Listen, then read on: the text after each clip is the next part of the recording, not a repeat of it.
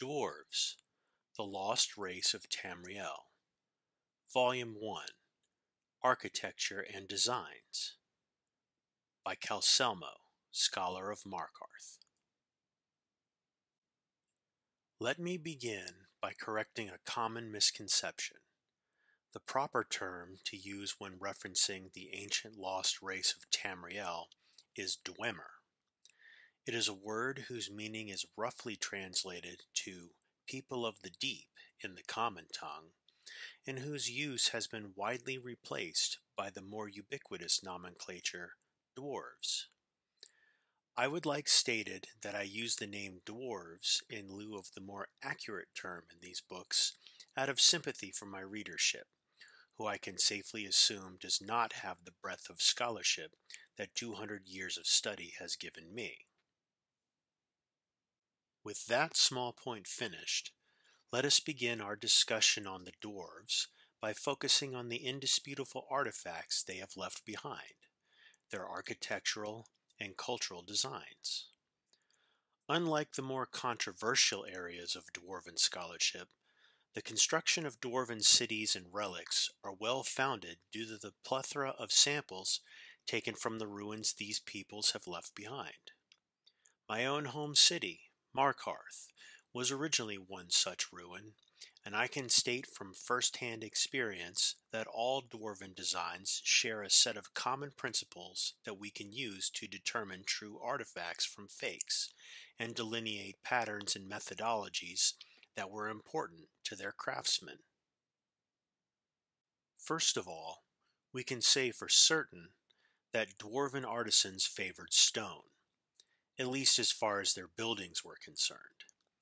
This is no surprise. With notable exceptions, the vast majority of dwarven architecture is found underground or carved out of mountains. It is possible, although only theoretically, that the dwarves first mastered masonry as a race quite early, and later examples of metalwork were added on to much earlier stone designs as the dwarves began to master more complex tools. Regardless, the foundation of all known dwarven ruins is built on stonework, and the structure of dwarven stonework is sharp, angular, and intensely mathematical in nature.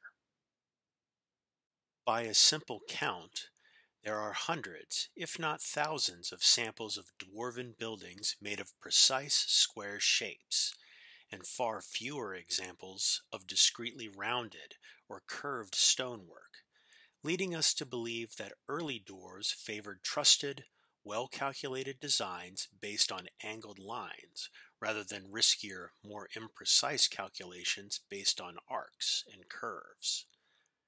This comparatively simple tradition of stone cutting has nevertheless resulted in buildings that are as structurally sound today as they were thousands of years ago, making the works of our most skilled masons today seem like child's play in comparison. Metalwork, as far as we know, is the primary method used to make almost all dwarven crafts. We cannot, however, discount more easily destructible materials, such as clay, paper, and glass, from outside the scope of dwarven craftsmanship. But given the tendency of dwarven design to favor the long-lasting over the fragile, we can safely assume that at the very least metal was a heavy preference. And the metal used in all so far discovered dwarven relics is entirely unique to their culture. No other race has replicated whatever process was used to create dwarven metal.